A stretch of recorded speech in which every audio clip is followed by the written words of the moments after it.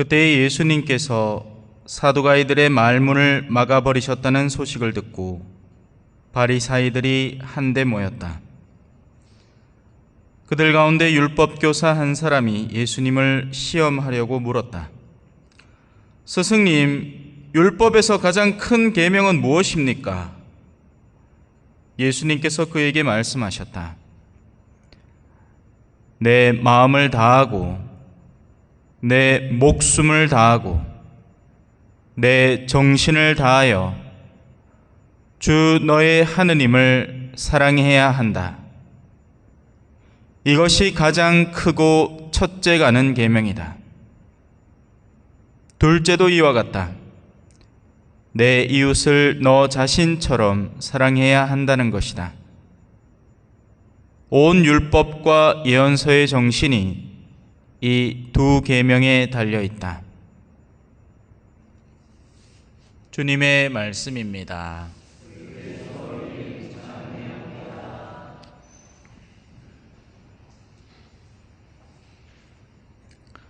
찬미 예수님, 두 계명이 있지만 순서는 분명히 존재를 합니다. 하느님을 가장 우선에 두고 사랑을 하고 이어서 이웃을 너 자신처럼 사랑해야 합니다. 어떤 경우에는 하느님을 사랑하지 않고 이웃을 사랑할 수 있고 그것으로 자신의 삶을 변명 삼아 둘러댈 수 있기 때문에 그렇습니다. 원래 사두가이와 바리사이는 철천지 원수입니다. 그런데 지금 오늘의 이 복음에서는 어떤 분위기죠? 사두가이가 당했다, 우리가 갚아주자, 이렇게 됩니다. 왜? 예수님이 가장 극도의 적대감으로 자기들 앞에 나서 있기 때문에 원래는 원수였던 두 그룹이 하나로 일치가 되는 상황인 겁니다. 원래 친구가 되려면 그런 농담이 있죠. 공공의 적이 하나 있으면 된다. 그죠? 그래서 하느님을 사랑하지 않아도 사람들은 자기들끼리는 친교를 주고받을 수 있고 이런 일들은 본당 안에서도 충분히 가능한 일이 됩니다. 하느님께서 근본적으로 바라는 하느님과의 일치를 저버린 채 인간적인 친교에만 매달려서 신앙이라는 종교적 문화 활동을 즐길 수 있게 되는 겁니다. 이 점을 유념하지 않으면 열심히 사랑한다고 해놓고서는 사실은 길에서 자꾸 벗어나게 되는 겁니다. 자, 오늘 여러분들을 위해서 준비한 강론은 바싹 마른 뼈와 같은 가르침이라는 제목입니다. 오늘 일독서를 아주 잘 읽어주셨고요. 그 안에 아주 재미난 묘사가 나오죠, 그죠? 마치 옛날에 무슨 영화 같은 장면들입니다. 옛날에 그 그리스 로마 신화를 다룬 영화 같은 거 보면 땅 속에서 해골 병사들이 뽀딱딱딱딱딱딱 해가지고 칼 들고 막 싸우고 막 그런 거 있었거든. 내 말 아나? 진짜 옛날 영화인데, 예? 진짜 옛날 영화 중에 그런 거 있었습니다. 뭐 오디세이 뭐 이런 거 있잖아요, 그죠? 예. 자, 우리는 척추를 가지고 있습니다. 우리는 척추동물이죠. 다른 모든 뼈들은 그 중심을 바탕으로 해서 자리를 잡아 나갑니다. 그래서 오징어하고 멸치하고 싸우면 멸치가 이긴다죠, 그죠? 멸치는 뼈대 있는 집안이라서. 오징어는 뼈대가 없잖아요. 문어인가? 뭐 중요한 건 아닙니다만. 예. 교회의 가르침에도 그 중심 척추가 존재를 합니다. 그것이 가장 큰 계명, 오늘 복음에 나오는 스승님 가장 큰 계명이 뭡니까? 예. 이거 모르는 사람 아무도 없습니다.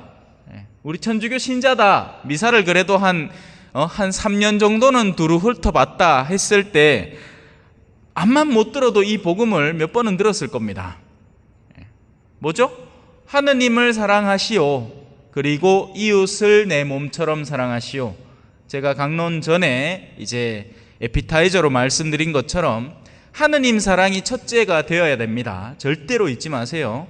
하느님 사랑이 가장 우선에 서고 나면 이웃을 사랑하지 않을래야 않을 수가 없습니다. 그런데 이웃을 사랑하면서는 하느님을 사랑하지 않을 수 있어요. 세상 사람들은 사실 그렇게 살아갑니다. 세상 사람들이 사랑이 없다고 착각하지 마세요. 그들도 사랑을 합니다. 다만 절대자와의 유대관계가 없으니 자기 식의 사랑을 하는 거죠. 악인들도 사랑을 합니다.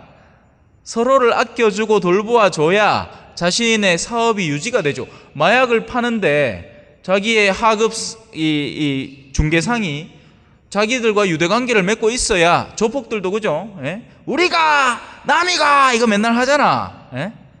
가들도 서로는 사랑을 합니다. 서로는 챙겨줘요. 예. 끔찍히 사랑하기도 하죠, 어떤 때는. 하지만 영혼과의 질서에서 사랑을 형성해내지 못하기 때문에 조폭이 되어버리는 겁니다. 자, 그래서 우리 교회의 핵심 가르침, 그 중심 뼈대는 바로 하느님을 사랑하고 이웃을 사랑하는 것. 이걸 더 축약을 해서 말 그대로 한마디로만 요약을 하면 사랑이라는 단어로 축약이 되지만, 이 사랑은 그래서 올바른 구별점과 더불어서 첫째 가는 사랑에 대한 우선순위를 잘 인지하고 있어야 됩니다. 그래서 이 중심, 핵심, 뼈대와 같은 가르침에 나머지 것들을 붙여나가면 됩니다. 하지만 오늘 일독서에서 나오듯이 에제키엘 예언자가 바라다 보는 이 뼈들은 다름 아닌 우리 교회가 그동안 수립해온 수많은 가르침의 중심점들을 의미할 수 있습니다.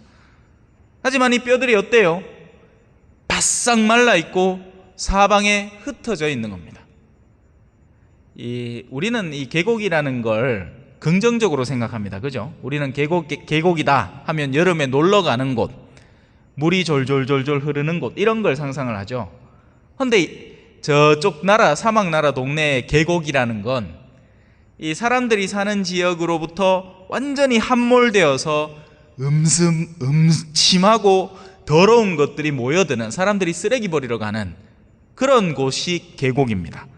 엄청 깊고 그야말로 악의 구렁텅이다, 이런 표현을 하잖아요. 함정에 빠졌다, 뭐 이런 말을 할 때 쓰는 것처럼 푹 꺼져서 저 밑에 음침하게 다 내던져져 있는 어떤 영역을 계곡으로 간주를 하는 겁니다. 바로 그 계곡 속에 바싹 말라서 아무도 찾지 않는 바람 부는 계곡에 이름 모를 삑다구야가 된 거죠. 오늘날 교회의 가르침들이 어때요? 딱 그 꼴입니다. 요즘 누가 교회의 가르침을 준수합니까? 낙태하지 말라. 요즘은 36개월 된 아기를 낙태하는 걸 영상을 찍어서 올리는 세상입니다. 그죠? 예. 부부간에 서로 일체하고 사랑하도록 애를 써라. 결혼 3년 내 이혼율이 60%에 육박한다는 소식을 들은 적이 있습니다. 지금은 아예 결혼조차 안 하죠. 그게 더 큰 문제입니다. 그죠? 예. 결혼을 해도 문제고 아예 안 합니다. 그냥. 예. 이 성윤리에 가르치기 이전에 벌써 지금 중학생, 고등학생들이 가방에 콘돔을 넣고 다니는 시대입니다. 사주팔자 보지 마라, 보지 마라. 이 정도는 재미로 다 보는 겁니다. 필수입니다. 타로 카드 하지 마라, 하지 마라. 아무 의미가 없습니다.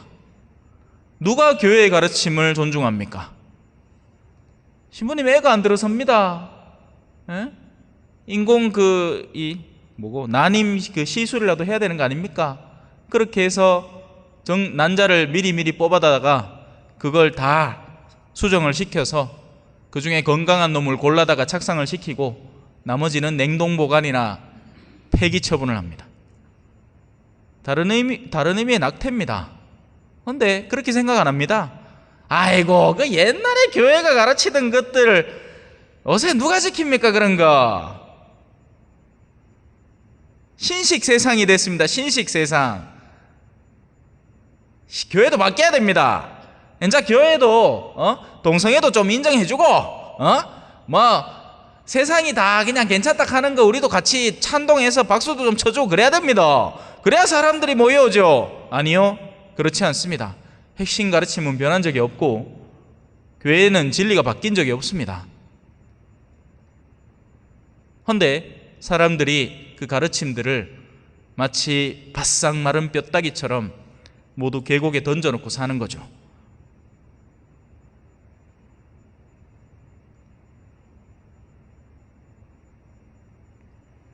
그래서 완벽하게 죽은 것처럼 보이고 회생 가능성이 없어 보입니다.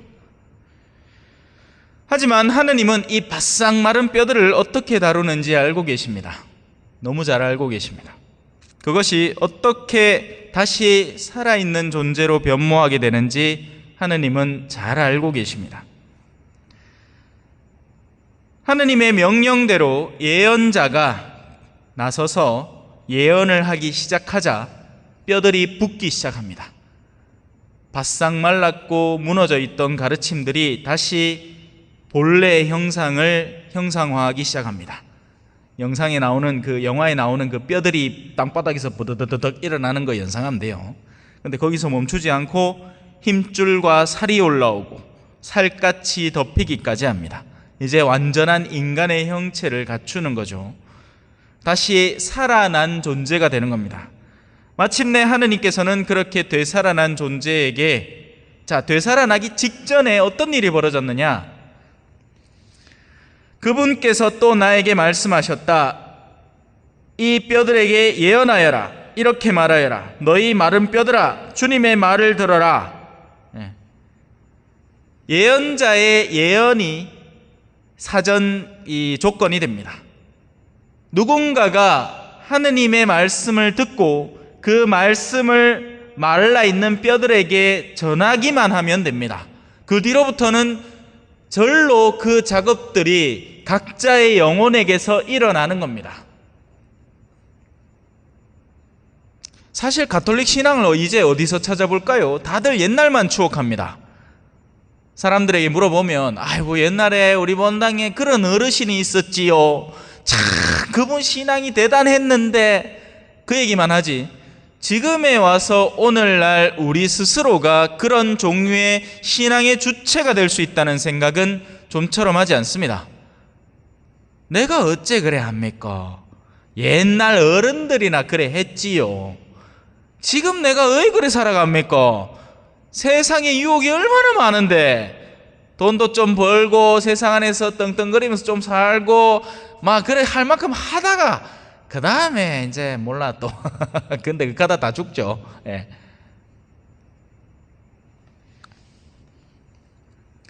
현대사회를 보고 있노라면 마치 희망이 없어 보입니다. 신앙과 그 가르침은 바싹 메말라가고 요즘 젊은 세대가 누가 성당 근처나 온답니까? 예. 다 서울에서 자기 먹고 산다고 바쁘다고 다 신앙을 내던지고 메마른 뼈처럼, 그죠? 그 어떤 것도 없이 살아갑니다. 하지만 그건 어디까지나 우리 눈에 보이는 장면이고 하느님은 당신이 하실 일을 알고 계십니다. 그리고 그렇게 할 수 있는 분입니다. 하느님이 하시는 일이에요. 우리가 하는 게 아니란 말입니다. 저는 내일 또 서울에 가서 특강을 해야 되는데요. 어떨 것 같아요? 막 신나서 재미가 나서 막 좋아가지고 갈 것 같죠? 갈 때마다 걱정입니다. 내일은 가서 또 무슨 말을 해야 되나? 어떻게 가르쳐야 되나? 어떤 공동체가 나를 기다리고 있을까? 맨날 가던 곳이 아니잖아요. 갈 때마다 다른 곳입니다.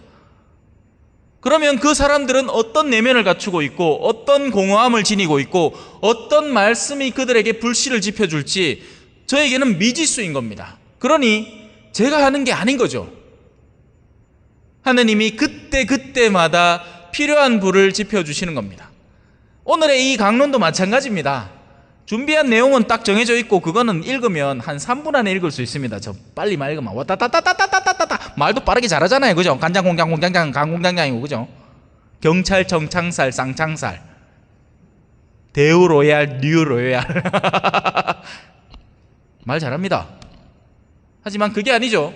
지금 여기 와 있는 분들 중에 그나마 목말라 하는 분들이 있고 그들의 내면 속이 갈구하는 그 생수를 하느님은 저라는 사제의 인격을 통해서 여러분에게 전달하려고 애를 쓰는 판에 제 목소리가 커지는 겁니다.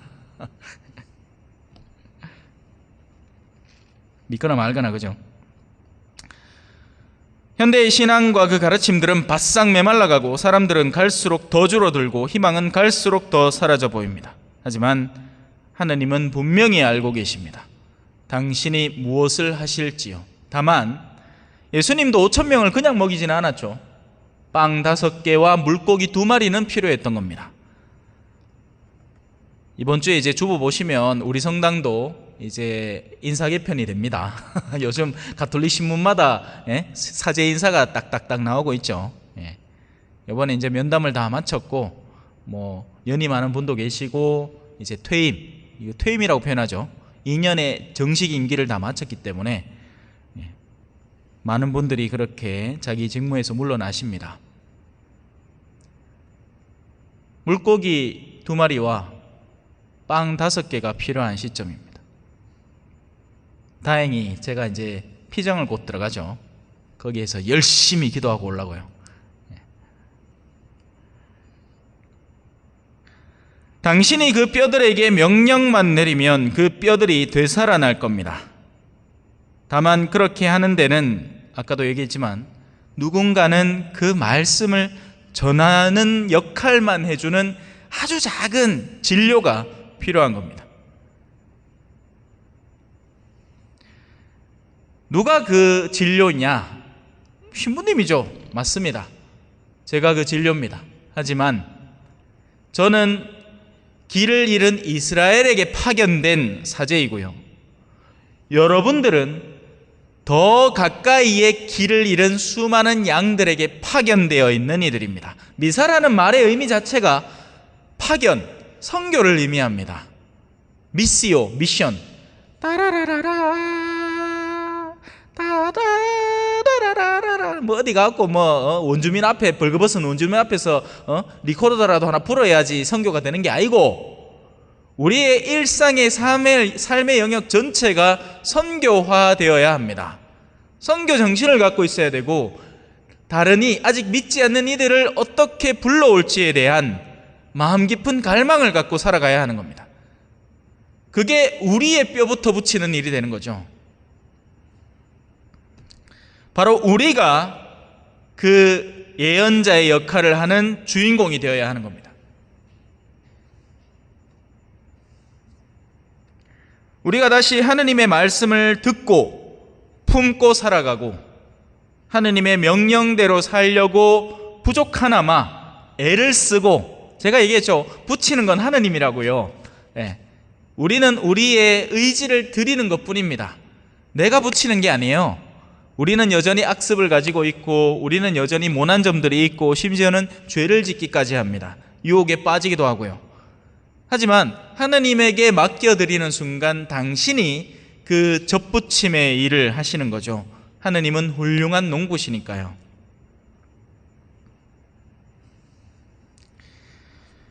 바로 그런 우리들을 통해서 교회가 되살아나게 되는 겁니다. 성인전들이나 뭐 멀리 성인들 볼 것도 없습니다. 비오 신부님 들어보셨죠? 보통 성인들이 있는 곳은 오히려 악습이 더 강한 곳입니다. 그런 곳에 한 사람의 영성이 그 일대를 복음의 텃밭으로 만들어버리는 겁니다. 그게 신앙의 신비죠. 신앙은 일찍부터 거기에 형성되어 있던 좋은 진료들을 쓰는 게 아니라 오히려 반대인 경우가 더 많습니다. 프란치스코 성인이 활동하시는 그 무렵 당시에 교회의 환경이 어땠을 것 같습니까? 개차반이었습니다.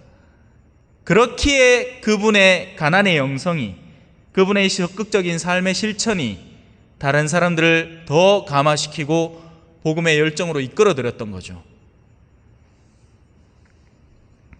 교회는 제3의 어떤 존재, 나와 상관없는, 교회는 어디 따로 있고 내가 거기에 가야 하는 존재가 아니라 우리가 바로 그리스도의 지체들, 교회입니다.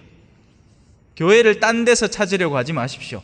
아, 뭐가 안 된다. 그 탓은 저기 있다. 사제들에게 있다. 교도권에 있다. 뭐 다른 어떤 아니요. 교회가 만약에 문제가 있다면 바로 우리 자신들의 문제인 겁니다.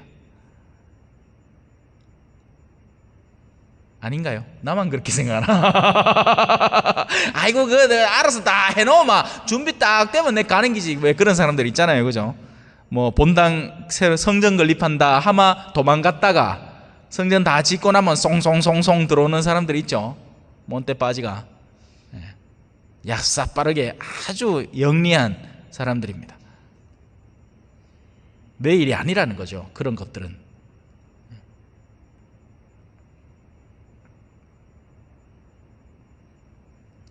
어제도 우리 수도 터저가 우리 시설위원장님하고 그 몇몇 분들이 고생 많이 했습니다. 땡빛에.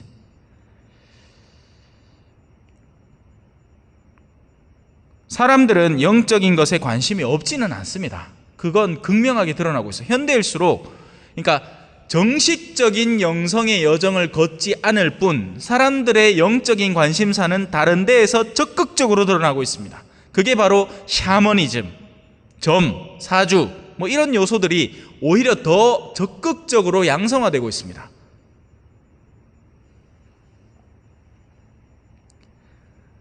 신앙 가르침 들을 거 없다고 불교 가서 가르침을 듣고 앉았습니다. 그게 더 맛깔스럽다고요. 여러분, 근데 그건 사실은 위험한 일입니다.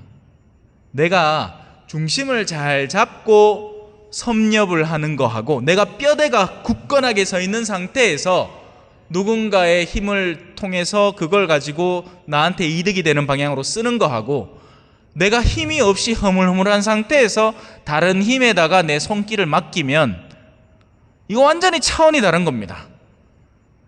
사제가 신학 공부를 열심히 하는 가운데 불교를 배울 수 있습니다. 우린 신학교 때 그렇게 배웠어요. 정달용 신부님이 우리를 데리고 심지어는 절에까지 갑니다. 절에 가갖고 이거는 뭐다, 저거는 뭐다. 가장 인상적이었던 가르침 중에 하나는 그때 한창 유명했던 성철 스님이 있어. 산은 산이요 물은 물이다. 알죠? 그 성철 스님이 사는 암자 근처에 가서 신부님이 이래 얘기합니다. 저 삶아 누구나 성인 된다. 그게 굉장히 강렬하게 남았습니다. 아, 그렇지.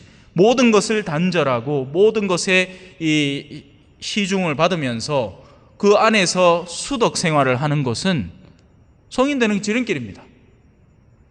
우리가 성인 되기가 쉽지 않은 이유는 하느님이라는 분과의 유대와 사람들과의 유대를 둘 다 놓칠 수가 없기 때문에 힘든 겁니다. 둘 중에 하나 완벽하게 끊어버리면 오히려 보호받은 상태에서 더 열정적으로 살 수 있는 거죠. 저도 한때는 수도사제를 꿈꿔본 적이 있었습니다. 야, 저런 사람 정말 좋겠다.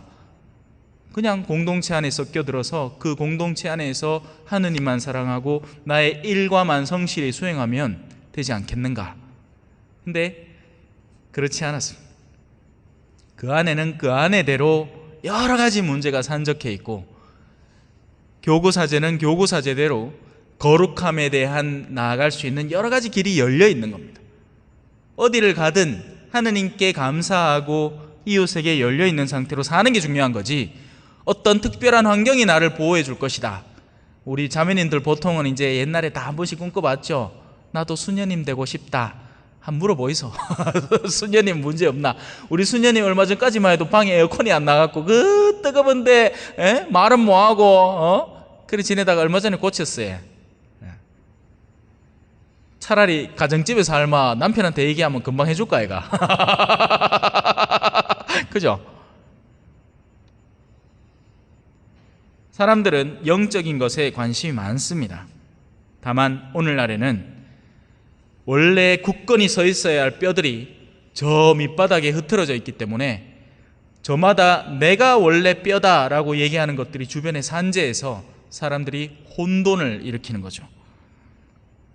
이럴 때일수록 말씀을 자신 안에 굳게 넣어서 실행하는 이들, 말씀을 듣고 실행하는 이들이 필요합니다.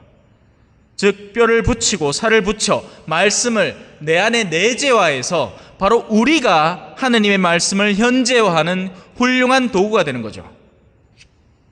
그런 이들이 갈수록 늘어나야만 합니다. 논리로는 항상 사람들은 논리로 싸웁니다.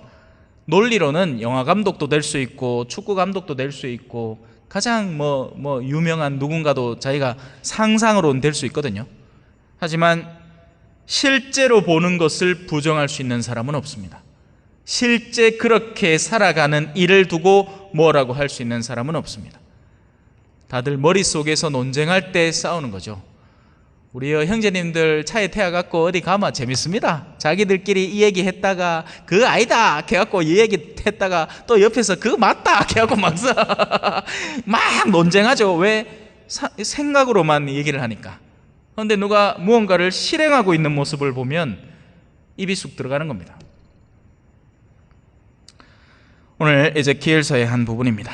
내가 너희 안에 내 영을 넣어 주어 너희를 살린 다음 너희 땅으로 데려다 놓겠다.